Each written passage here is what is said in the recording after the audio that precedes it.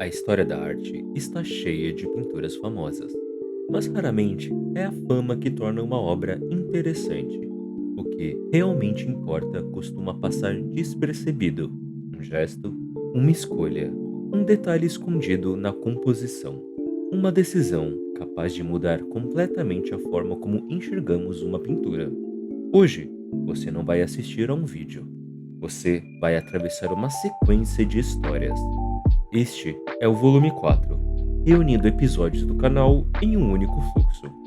E se você gosta de explorar arte além da superfície, deixe o seu like. É uma forma simples de mostrar ao YouTube que esse tipo de conteúdo merece continuar existindo. Deixe rodar enquanto lava a louça, organiza a casa, trabalha no computador, pega um ônibus lotado ou tenta organizar a própria vida. Ao longo dessa jornada, você vai encontrar símbolos que passam despercebidos, escolhas que mudaram a pintura para sempre, artistas que desafiaram o próprio tempo e histórias que quase ninguém conta. Se quiser continuar depois, os volumes anteriores estão na playlist. Aqui é o Marcelo Maranhão e você está no Mararte e nós começamos pelo início. Quando você não consegue dormir, o mundo muda. Não de forma dramática, mas de um jeito que só existe nesse horário. Os objetos parecem mais nítidos do que deveriam. Os sons vêm de lugares errados. E o silêncio não é exatamente silêncio. É como se alguma coisa estivesse presente. E, pouco a pouco, a linha entre o que está lá fora e o que começa dentro fica difícil de localizar. Léon Spiliart vivia nesse estado, quase todas as noites. E foi ali, nesse espaço estranho entre vigília e sonho, que aos 18 anos, ele desenhou isso. Hoje, a gente vai entrar nessa imagem com calma.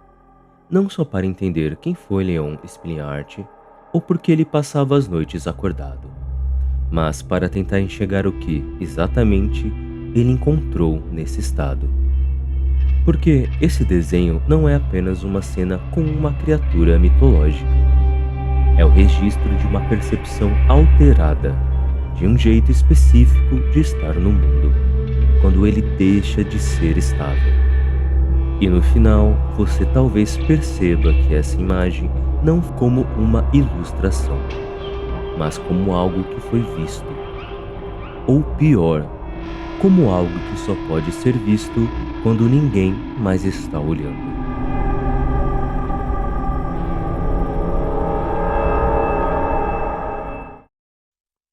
Léon Spiliart nasceu em 1881 em Ostend, uma cidade portuária na costa belga, que no verão transbordava de turistas e no inverno ficava quase deserta.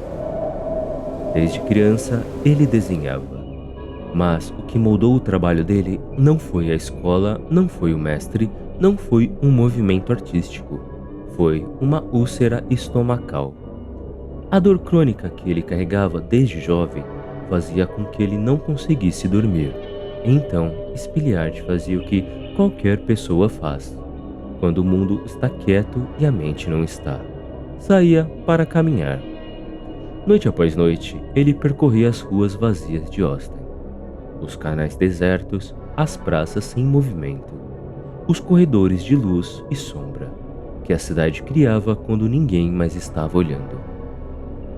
E o que ele via nessas caminhadas, ele trazia de volta para o papel. Não a cidade como ela era de dia, mas a cidade como ela ficava quando a maioria das pessoas estava dormindo e ele não. Suas influências eram coerentes com isso. Edgar Allan Poe, Nietzsche, os escritores simbolistas belgas, que exploravam o limiar entre o visível e o invisível. Spiliart não era um artista de salão, era um artista da madrugada. E tudo que ele produziu tem a textura específica de quem vê o mundo quando o mundo não está se apresentando. Quando olho para essa pintura, a primeira coisa que me surpreende é a paleta, não a cor. Só cinza, preto e branco. Mas não é uma ausência de cor por limitação. É uma escolha, porque Spiliard está desenhando a luz da lua, e a luz da lua não tem cor. Ela tem gradação, ela tem textura. E ele capturou isso com uma precisão que parece impossível para alguém de 18 anos. O céu domina quase metade da imagem. A lua está no canto superior esquerdo, branca e plana, cercada por ciclos concêntricos de luz, que parecem pulsar em silêncio. É quase hipnótica. O campo abaixo é amplo e vazio. Não há casas, não há estradas. Não há nenhuma marca de presença humana. À direita, duas árvores sem folhas se projetam como nervos expostos contra o céu claro.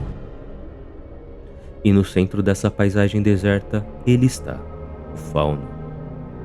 Uma silhueta escura que dança, corpo de homem, pernas que terminam em cascos, chifres pequenos na cabeça. Ele toca uma flauta de junco, e o corpo inteiro acompanha a música. Um joelho levantado, o tronco inclinado para trás, os braços abertos. Ao redor dele, 4 cabras, uma delas erguida nas patas traseiras, como se dançasse também. As outras acompanham o movimento, atraídas por algo que só elas conseguem ouvir. E as sombras são longas, desproporcionais, se projetando para longe das figuras, como se tivessem vida própria. Tudo nessa imagem é equilíbrio entre leveza e estranheza. A cena parece alegre à primeira vista, mas quando mais você olha, mais percebe que há algo ali, que não pertence exatamente a este mundo. O fauno é uma das criaturas mais antigas da imaginação humana. Na mitologia romana, ele era o deus dos campos e das florestas, metade homem, metade bode, protetor dos animais, senhor da música e da fertilidade, uma força da natureza que não obedece às leis humanas. Mas o fauno também carrega uma ambiguidade antiga, porque ele não é nem completamente selvagem, nem completamente civilizado. Ele existe no limiar, no espaço entre o instinto e a razão, entre o dia e a noite, entre o que controlamos e o que nos controla. E Spiliard sabia disso. Ele não escolheu o fauno por acaso. Escolheu exatamente porque essa figura habita o mesmo espaço que ele habitava nas noites insones. O espaço onde a realidade comum se dissolve e outra coisa toma o seu lugar. Na tradição cristã, as cabras carregam uma simbologia mais sombria, associadas ao sabate das bruxas, a presença do mal. Mas em Spiliard, elas dançam, elas seguem a música, elas parecem livres. E essa ambiguidade é o coração da obra. Você não sabe se está olhando para algo encantador ou para algo que deveria te assustar.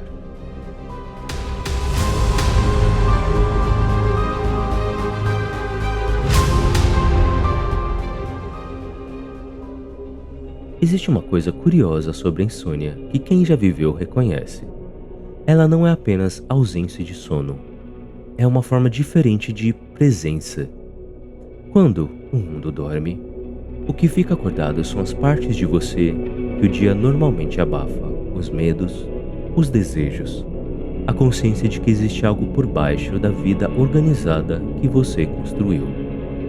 Spiliard passava essas horas caminhando, e o que ele encontrava nessas caminhadas não eram monstros, era a própria natureza se comportando de outra forma.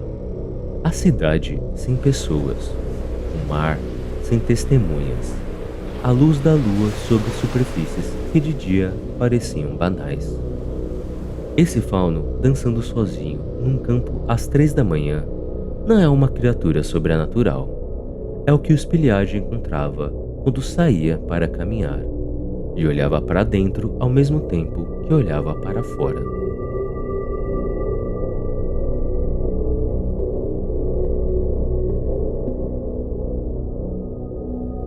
Então, o que o Spiliard realmente desenhou aqui não é apenas um fauno, é uma experiência que não tem nome exato. A experiência de estar acordado quando tudo dorme, de habitar um mundo em um estado que a maioria das pessoas não conhece, porque quando chegam a esse estado, estão dormindo. O fauno dança, as cabras o seguem.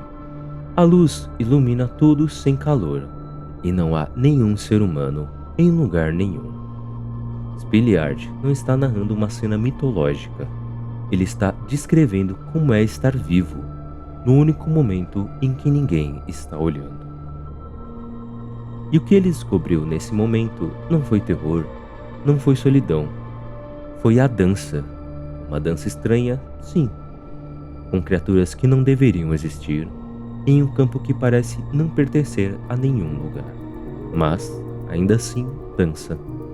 E talvez isso diga algo sobre o que a arte é, quando feita às margens da noite, por quem não teve escolha a não ser ficar acordado para encontrá-la.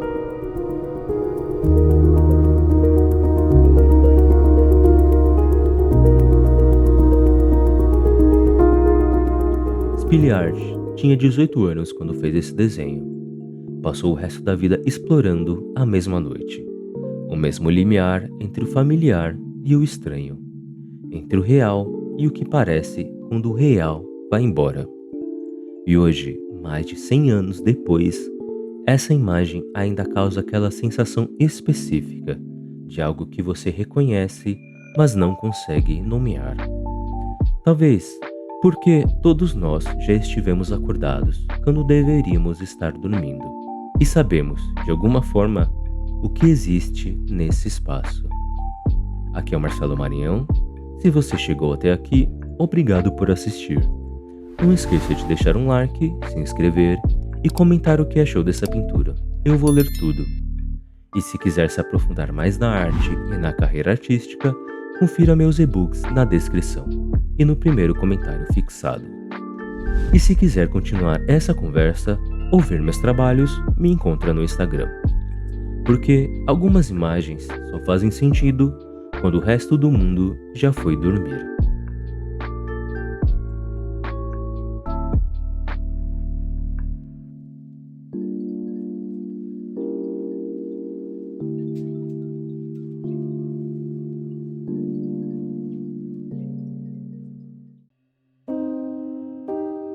Em 1937, o governo nazista reuniu mais de 600 obras de artistas alemães numa exposição em Munique.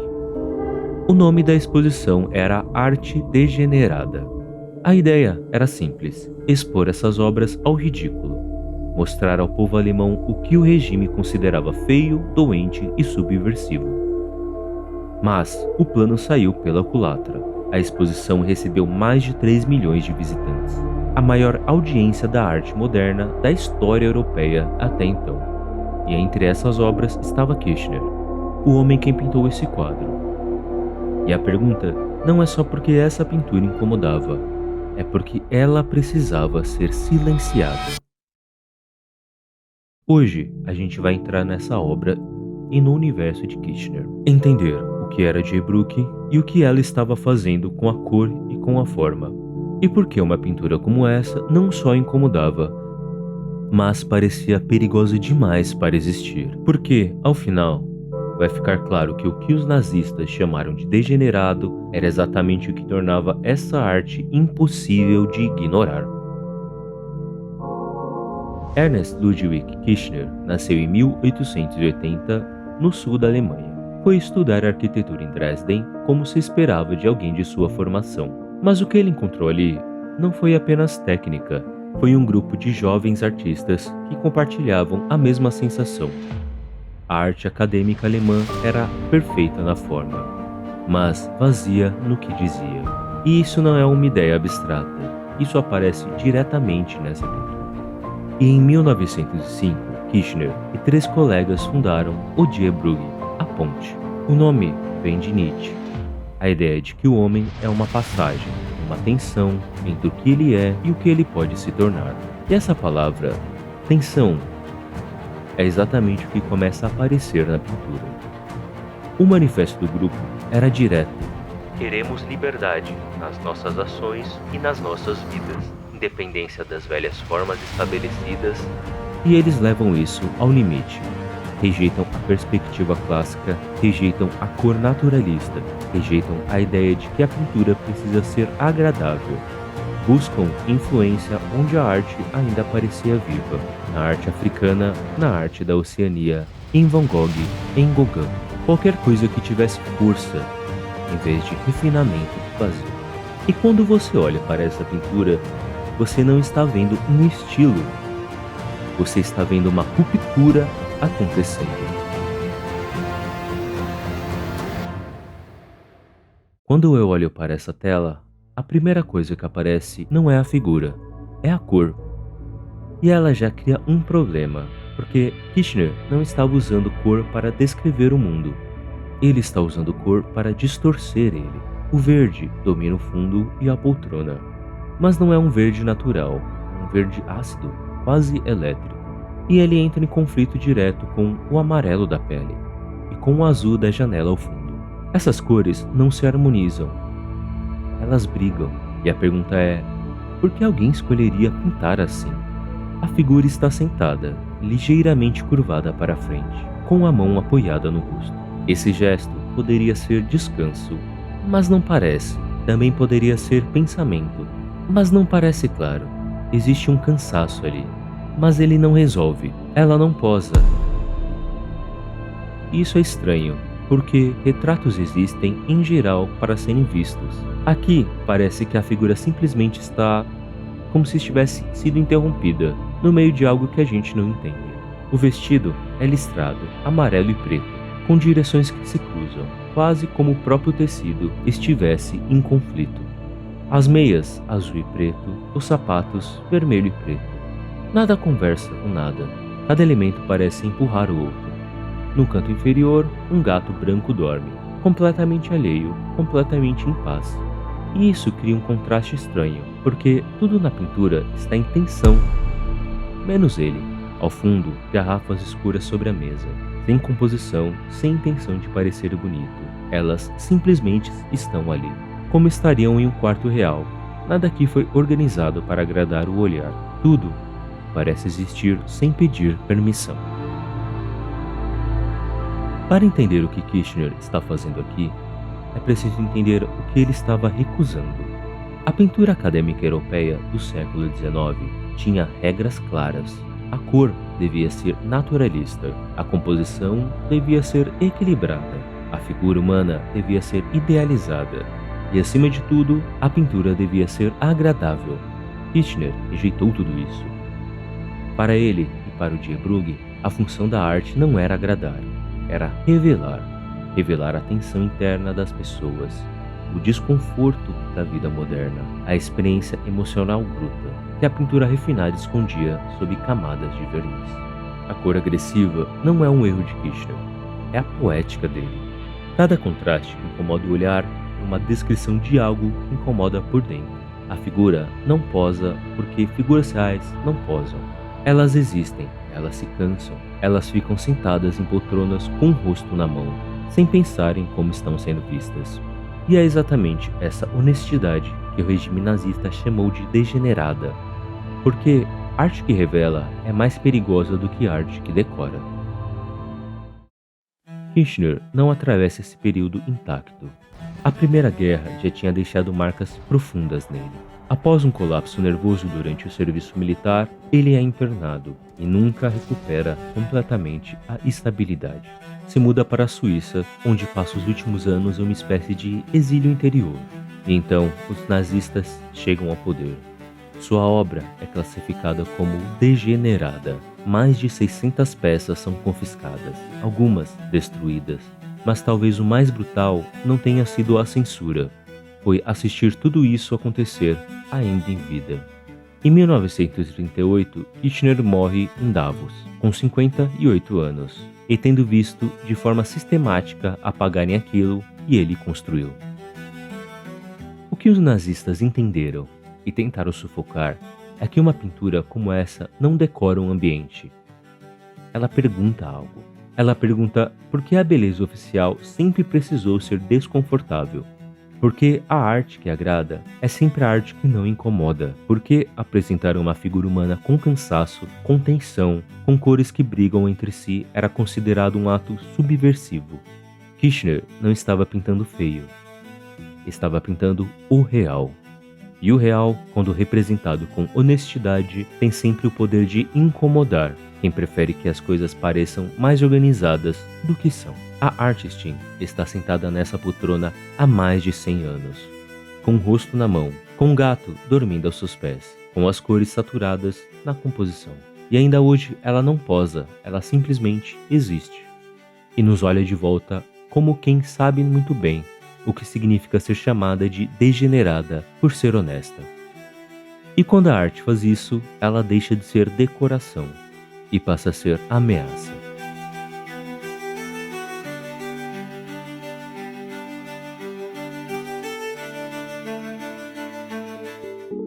A exposição Arte Degenerada fechou em 1937. As obras foram leiloadas, destruídas ou desapareceram. Kirchner morreu no ano seguinte, mas a Artistin sobreviveu.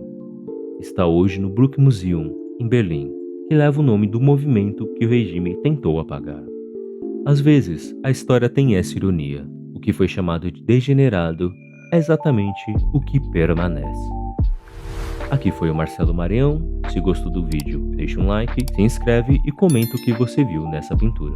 Eu leio tudo. E se quiser se aprofundar mais na arte ou na carreira artística, tem meus materiais na descrição e no comentário fixado.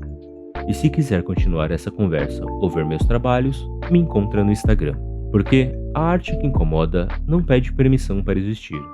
E por isso mesmo é a única que permanece.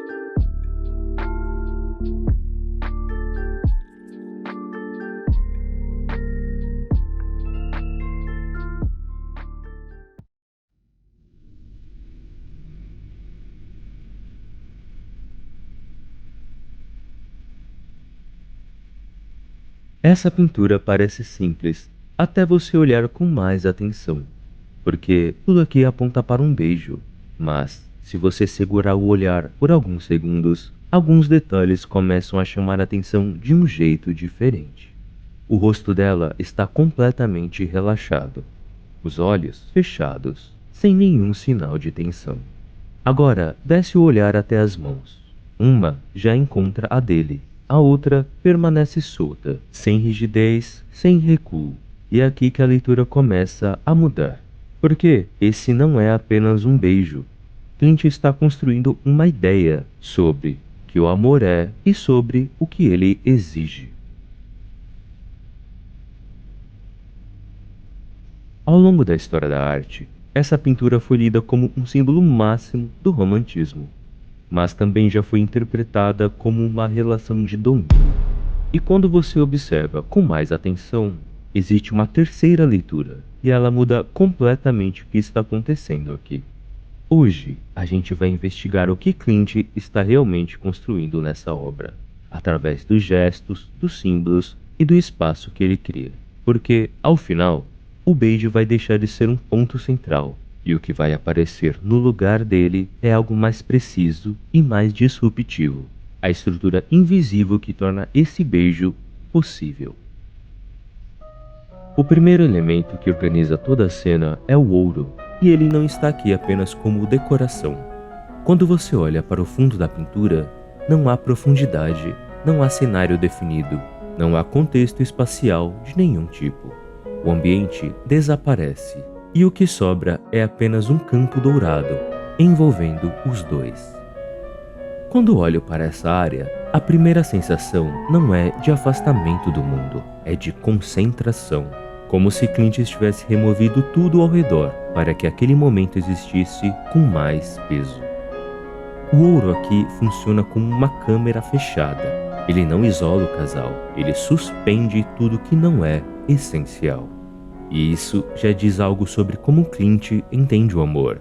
Não como algo que acontece no mundo, mas como algo que cria um centro dentro do mundo. Mas, se é isso que o espaço faz, o que os corpos dentro desse espaço estão dizendo? O homem se inclina em direção a ela. É um gesto de ação, de decisão, de iniciativa, e ela não recua. Esse detalhe é fundamental, porque a leitura mais comum dessa pintura foca no gesto dele como dominante, e existe uma versão dessa análise que descreve as mãos dela como tensas, os dedos contraídos, o corpo resistindo sutilmente. Mas quando você observa com calma, não há rigidez nos dedos, não há retração. O rosto está sereno, os ombros soltos. O que aparece aqui é outra coisa, aceitação consciente. Isso muda completamente a natureza da cena, porque a relação deixa de ser tensão e passa a ser coordenação. Ele conduz, ela acompanha, não por imposição, mas porque existe confiança suficiente para que esse movimento aconteça. E é aqui que a terceira leitura começa a aparecer. Clint era arquiteto de formação antes de se tornar pintor. E isso aparece diretamente na forma como ele organiza a superfície da obra, porque cada padrão cumpre uma função, e cada forma carrega uma linguagem visual específica. Se você observa a parte do homem, percebe que os elementos são geométricos, retos e verticais, o que sugere estrutura, direção e estabilidade. Já na parte da mulher, as formas são circulares, orgânicas e mais fluídas, o que remete à sensibilidade, adaptação e movimento. Essas duas linguagens não entram em conflito, e isso é importante, porque Clint não está tentando igualar os dois, mas mostrar como duas naturezas diferentes podem funcionar juntas. Quando você olha para a pintura a partir disso, fica mais claro que o foco não está apenas no beijo em si, mas no tipo de relação que torna esse gesto possível. E isso começa a responder à pergunta que ficou aberta no início, porque o que está sendo representado aqui não é apenas um encontro, mas um encaixe. Ao mesmo tempo, essa organização levanta uma questão importante. O que acontece quando essas duas forças deixam de se alinhar? E é nesse ponto que a composição ainda guarda um detalhe, que quase ninguém percebe à primeira vista. Se você afastar o olhar do casal e observar a composição inteira, ao descer o olhar até a base da pintura, vai perceber que eles estão à beira de um abismo. O chão termina e abaixo, nada. Clint colocou o casal no limite, e isso não é acidente, porque o amor aqui não é algo leve. Ele tem intensidade suficiente para levar dois seres até a beira. Mas eles não estão caindo. E não estão caindo porque existe organização, existe direção no gesto, existe confiança na postura dela. O ouro sustenta os dois, os padrões os definem. O precipício não aparece como ameaça, aparece como medida. Uma forma de mostrar a força do que está acontecendo, sem que essa força destrua nada. Quando você junta tudo isso, o beijo para de ser um gesto e passa a ser uma conclusão. O ouro cria um centro, os gestos organizam a relação, os símbolos mostram como ela funciona. O precipício mediu o que está em jogo. E o que aparece no centro de tudo isso não é o romance no sentido fácil da palavra. É uma estrutura onde existe condução e confiança, direção e entrega, força e aceitação. Clint não pintou dois iguais se encontrando, pintou dois que funcionam juntos, exatamente porque não são iguais. E talvez seja isso que torna essa imagem tão difícil de olhar por muito tempo. Não pela beleza, mas porque ela mostra uma ideia de amor que é mais exigente do que a maioria das pessoas está disposta a admitir.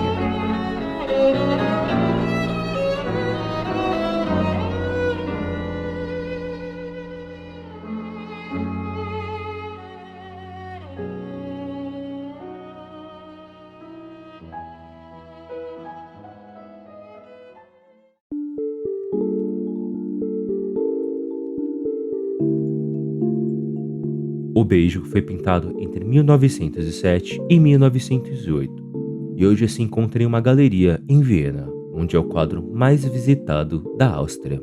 O governo austríaco recusou vendê-lo por qualquer quantia. Algumas coisas simplesmente ficam onde estão.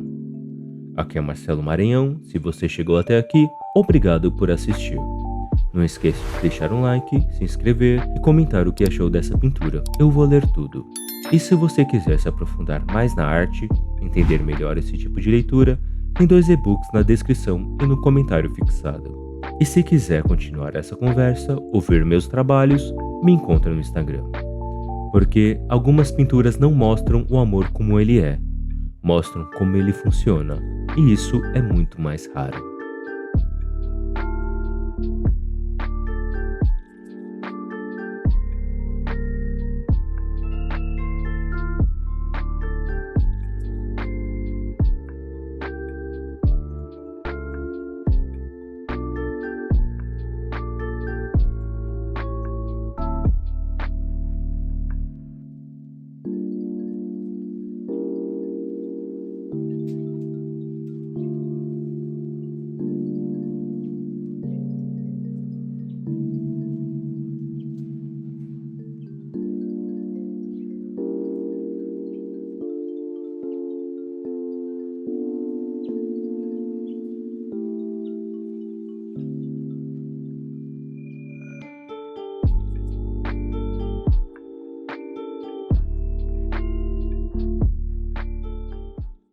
Essa cena parece calma, mas tem algo errado aqui.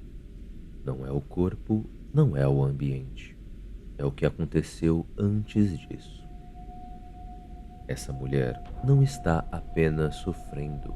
Ela está no momento exato em que ainda dá tempo de não fazer o que ela vai fazer. E talvez seja isso que torna essa história tão difícil de largar. Porque ela não fala só de desejo, fala do instante em que alguém cruza um limite e transforma o que sente em algo que já não pode mais ser desfeito. Hoje, a gente vai entrar nessa pintura e entender o que realmente está acontecendo aqui. Porque isso não é só sofrimento, é um retrato de uma decisão e das consequências que vêm depois dela. E ao final, você vai entender por que essa história atravessou séculos e continua acontecendo até hoje.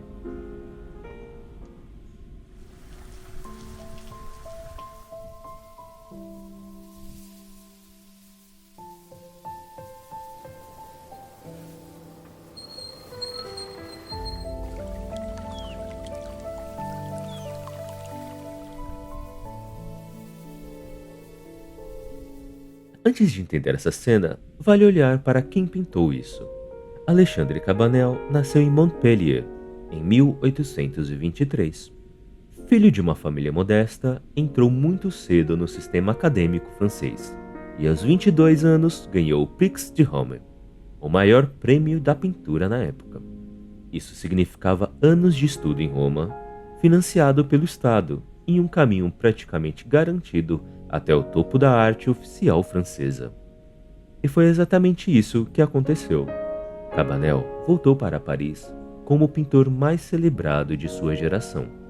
Em 1863, o Nascimento de Vênus foi comprado por Napoleão III diretamente do salão.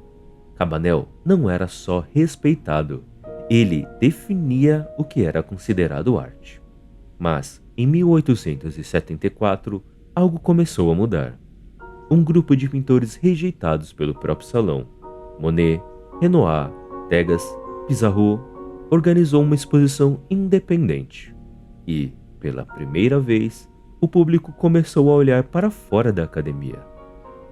Cabanel estava no centro disso tudo. Era jurado do salão, representava um modelo que estava sendo questionado. E, ao mesmo tempo, via o mundo ao redor dele mudar rápido demais para ignorar. Ele estava numa posição desconfortável, respeitado demais para ser descartado, acadêmico demais para acompanhar a ruptura. E é nesse momento que ele escolhe pintar Fedra, uma mulher sem saída, presa entre o que sente e o que não pode admitir. A escolha não parece acidental.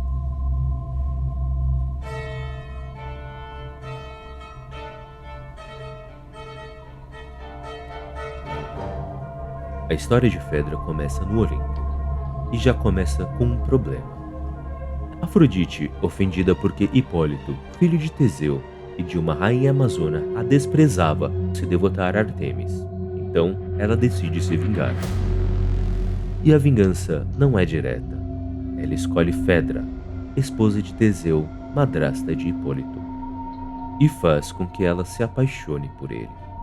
Fedra não escolhe esse sentimento, e é aqui que o mito começa a ficar desconfortável. Porque o sofrimento não nasce de uma falha moral, nasce de algo que vem de fora e que não pode ser recusado. Ainda assim, ela tenta, luta contra o que sente, fica dias sem comer, se isola, tenta apagar aquilo antes que exista de fato. Mas o problema não desaparece. E quando a ama de leite revela o segredo a Hipólito e ele responde com horror, a situação muda de natureza, porque a dor deixa de ser só interna. E é nesse ponto que acontece a ruptura. Fedra faz com que a humilhação, às vezes, provoca. Ela transforma o que sente em acusação. Deixa uma carta dizendo que Hipólito a forçou. Teseu amaldiçoa o próprio filho. Hipólito morre. E só depois disso, quando já não há mais o que corrigir, Fedra se mata.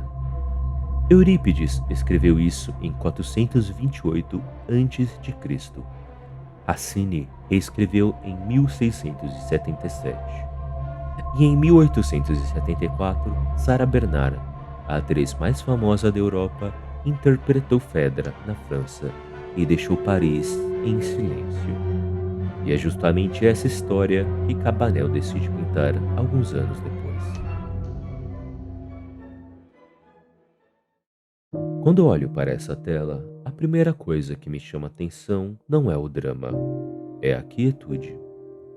Cabanel escolheu o momento mais silencioso da tragédia.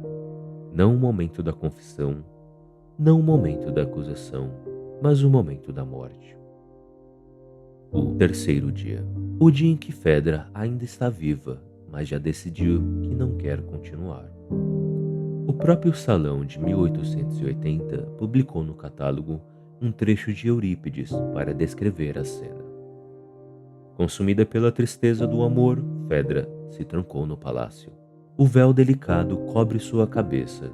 Este é o terceiro dia que ela não come, pois está decidida a acabar com sua miserável existência. A figura está reclinada numa cama monumental. O corpo é pálido, quase da cor dos lençóis que a cobrem parcialmente. Um braço sustenta a cabeça, o outro pende sobre a borda da cama, os dedos tocando distraidamente o tecido luxuoso. O rosto está voltado para fora da cena. Os olhos não olham para as servas, não olham para nós. Olham para um ponto que não existe dentro da pintura, para algo que só ela pode ver. Ao redor, um quarto de riqueza excessiva, tecidos orientais, tapetes de pele, colunas ornamentadas, uma armadura ao fundo, a de Hipólito, que alguém deixou ali como lembrança cruel, e duas servas, uma de pé, curvada sobre Fedra, as mãos juntas num gesto de súplica silenciosa, a outra sentada aos pés da cama, dormindo. Esse detalhe me impressiona, a serva que dorme, enquanto Fedra carrega tudo sozinha, do lado de fora do alcance de qualquer um. Aqui está um detalhe que poucos sabem sobre essa obra. Cabanel não usou um modelo profissional para Fedra. Usou a esposa de um banqueiro proeminente de Paris, uma mulher da alta sociedade, reconhecível para quem frequentava os mesmos salões. Essa escolha não foi acidental. Cabanel estava fazendo o que sempre fez de melhor, usar a mitologia para falar do presente, para mostrar que Fedra não é uma personagem grega antiga, é qualquer mulher, de qualquer época, presa entre o que sente e o que a sua posição no mundo permite. A crítica da época não gostou, acharam Fedra de Cabanel fraca demais, banal demais, sem a grandiosidade heróica que se esperava de uma tragédia. Mas talvez seja exatamente isso que Cabanel estava dizendo, que a tragédia não precisa de grandiosidade, que ela pode acontecer num quarto luxuoso. num corpo reclinado, num olhar voltado para o vazio, silenciosamente, sem que ninguém ao redor perceba a tempo. Existe uma linha de Rancine que captura o que Fedra carrega. Não é uma chama, é um fogo que devora. Esse paradoxo central desse mito é o que Cabanel pintou. Fedra não escolhe o que sente, o desejo é colocado nela por uma força que ela não controla. Mas o que vem depois já é escolha. A carta, a acusação, a invenção da culpa. E é aqui que a tragédia se torna mais desconfortável, porque ela revela algo difícil de aceitar. Alguém pode estar sofrendo de verdade e ainda assim causar uma destruição real. Hipólito não morre por um erro dele, morre por uma narrativa que não pode mais ser desfeita. E talvez seja por isso que Cabanel não pinta o momento da ação, mas o momento anterior, o instante que tudo ainda está em silêncio, mas já não tem mais volta. Cabanel doou essa pintura ao Museu Fabre, em Montpellier, a cidade onde nasceu. Morreu 9 anos depois, em 1889. O mundo da arte que ele havia dominado estava sendo radicalmente transformado. Os impressionistas, que ele havia ajudado a rejeitar, estavam se tornando os mestres do próximo século. Mas Fedra ficou, com o olhar voltado para o mesmo vazio, com uma lembrança do mal que causou.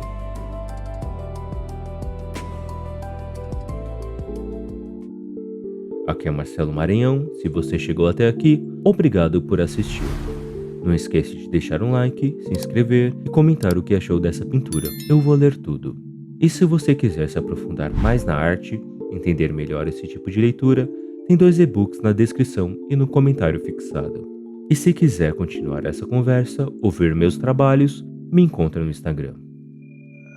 Porque alguns mitos não envelhecem, porque falam de algo que não mudou, do peso de uma decisão e das consequências que vêm depois dela. E de como, às vezes, uma falsa acusação é suficiente para destruir completamente a vida de alguém.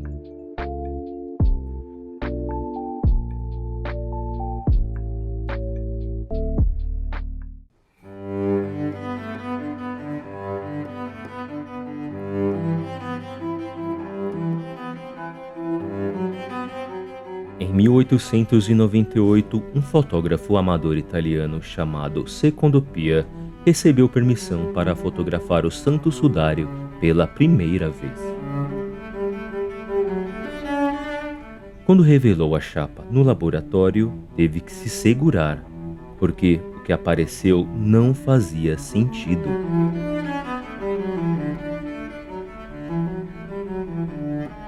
A fotografia, que deveria mostrar um negativo, mostrava o oposto. E não era só diferente, era algo que não deveria estar ali. Um rosto, um corpo, como se alguém estivesse olhando de volta, com uma definição e uma presença que nenhuma imagem de séculos anteriores possuía.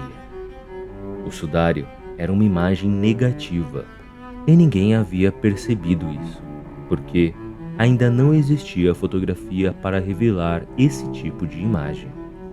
Naquele momento, ninguém entendeu o que estava vendo, mas isso abria uma das investigações mais estranhas da história.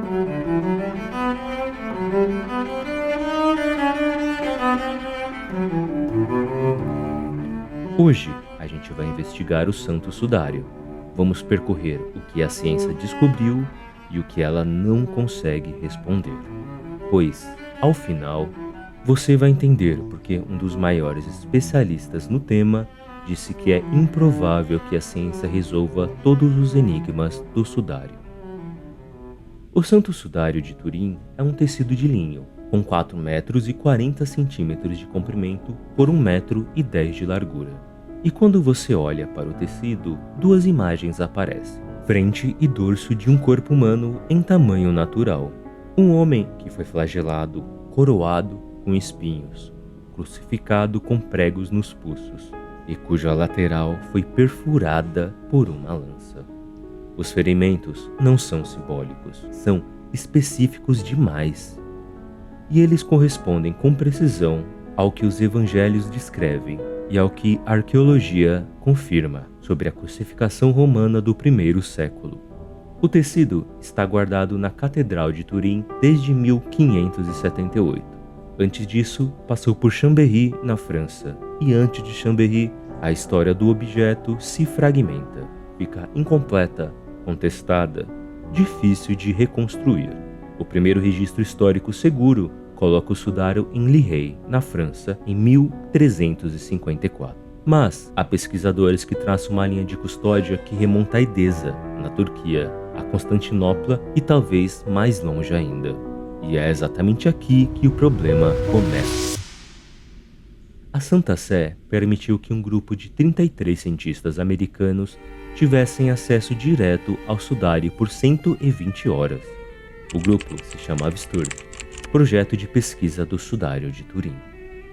Eles levaram 7 toneladas de equipamento e trabalharam em turnos ininterruptos. O que encontraram não resolveu o problema, ou complicou. Primeiro, não é tinta, não há pigmentos nas fibras, não há alicante que sustentaria uma tinta, não há pinceladas. A imagem é uma descoloração das próprias fibras do linho, confinada a uma espessura de menos de 0,2 micrômetros. Isso equivale a 2% do raio de cada fibra. Nenhum método de pintura conhecido consegue produzir algo assim. E isso cria um problema imediato. Segundo, a imagem é um negativo fotográfico. Quando invertida, como o segundo Pia descobriu em 1898, revela um rosto com uma definição que nenhum artista medieval havia conseguido. Mas um artista medieval não teria motivo para criar uma imagem negativa, porque a fotografia só surgiria séculos depois. Terceiro, a imagem contém informação tridimensional. E quando tentaram tratar essa imagem como uma fotografia comum, usando um analisador de imagem da NASA, algo inesperado aconteceu. O resultado foi um relevo tridimensional do corpo. Fotografias comuns e pinturas geram distorções quando passam por esse tipo de análise. O sudário, não. Quarto, o sangue é real. Testes identificaram hemoglobina humana, imunoglobulinas e albumina sérica. O sangue é do tipo AB, raro na população geral, mas mais comum em regiões do Oriente Médio. E quinto, o sangue estava ali antes da imagem se formar. Onde há sangue, não há imagem. Isso indica que o corpo esteve em contato com o tecido antes de qualquer processo de formação da imagem acontecer. O relatório final desse grupo, publicado em 1981, concluiu: a imagem não é o produto de um artista, e o processo que a formou não é compreendido. Em 1988, a Santa Sé autorizou a datação por carbono 14. 3 laboratórios independentes, Oxford, Arizona e Zurique, analisaram amostras do tecido. O resultado foi publicado na revista Nature. O sudário datava entre 1260 e 1390 d.C., período medieval incompatível com o primeiro século. Para muitos, o caso estava fechado. Mas foi aí que o problema começou. Em 2005, o químico Raymond Rogers, membro original do STURP e um dos maiores especialistas no sudário, publicou um artigo na revista Termoquímica Acta. A conclusão dele era simples, mas difícil de ignorar. A amostra usada em 1988 não representava o tecido original. Ela havia sido retirada de uma área que provavelmente foi reparada na Idade Média, depois de um incêndio em 1532. Essa região continha fibras de algodão misturadas ao linho original, o que poderia ter alterado o resultado na datação. Em 2019, um novo estudo, publicado na revista Archaeometry, analisou os dados de 1988 e chegou a outro ponto importante. Os resultados não eram consistentes entre si. As amostras representavam variações que não deveriam existir se todas viessem do mesmo tecido. Isso não prova que o sudário seja autêntico, mas muda o problema, porque significa que a datação de 1988 não resolve a questão. Mas o ponto mais difícil não é a datação, é a imagem. Desde 1978, pesquisadores tentaram reproduzir o que aparece no sudário. Tentaram com pintura, com calor, com luz ultravioleta, com laser, com baixos relevos aquecidos, com vapor. Nenhum método conseguiu reproduzir todas as características ao mesmo tempo. E é isso que torna o problema tão difícil. A imagem está confinada às camadas mais superficiais das fibras, algo extremamente preciso e ainda sem explicação. Paolo Di Lazzaro, físico do Centro Nacional de Pesquisa da Itália, passou anos tentando reproduzir esse efeito, usando lasers de alta intensidade. Ele conseguiu criar algo parecido, mas havia um limite. Para cobrir toda a superfície do sudário com a mesma intensidade, seria necessária uma quantidade de energia equivalente a milhões de lasers funcionando ao mesmo tempo.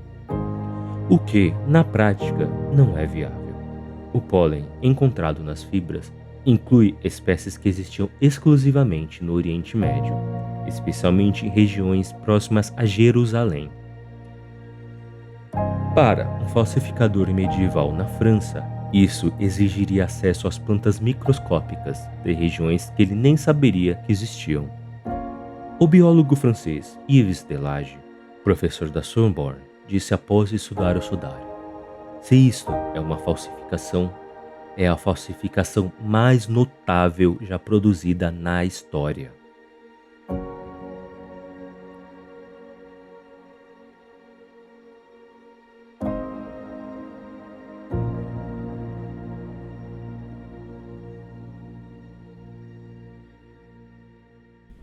E então, o que realmente temos aqui? Um objeto que não foi feito com tinta, que contém informação tridimensional que a pintura não consegue reproduzir, que é uma imagem negativa anterior à invenção da fotografia, que tem sangue real depositado antes da imagem, e que carrega pólen de plantas do Oriente Médio, e cuja formação nenhum laboratório conseguiu reproduzir. E temos uma datação de 1988 que colocou o tecido no século XIV, mas baseada em uma amostra que foi questionada por especialistas em estudos revisados por pares. O que a ciência pode dizer hoje é isso. Não sabemos como a imagem foi formada. E a datação que parecia encerrar o caso não é definitiva. O National Geographic perguntou a Paolo Di Lazzaro se a ciência algum dia vai resolver o enigma. Ele respondeu: é improvável. Para quem tem fé, talvez isso não seja um problema, mas para quem não tem, o sudário continua sendo um dos objetos mais estudados da história e um dos menos compreendidos. Nos dois casos, há algo aqui que não se resolve facilmente.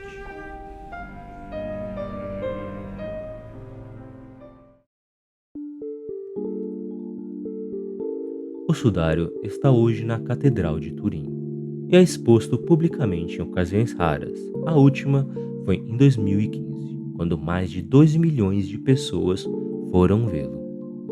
A igreja nunca declarou oficialmente nem a autenticidade nem a falsidade do objeto. Ele permanece como um ícone de devoção, independente da resposta histórica. E a investigação continua. Novos métodos, novas análises, novas tentativas de entender como essa imagem poderia ter sido formada. Por enquanto, as perguntas ainda são maiores que as respostas. Aqui é Marcelo Maranhão. Se você chegou até aqui, obrigado por assistir. Não esqueça de deixar um like, se inscrever e comentar o que achou dessa pintura. Eu vou ler tudo. E se você quiser se aprofundar mais na arte, entender melhor esse tipo de leitura, tem 2 e-books na descrição e no comentário fixado. E se quiser continuar essa conversa ou ver meus trabalhos, me encontra no Instagram. Porque alguns objetos existem exatamente no limite entre o que sabemos e o que não conseguimos explicar. E é nesse limite que as perguntas mais importantes vivem.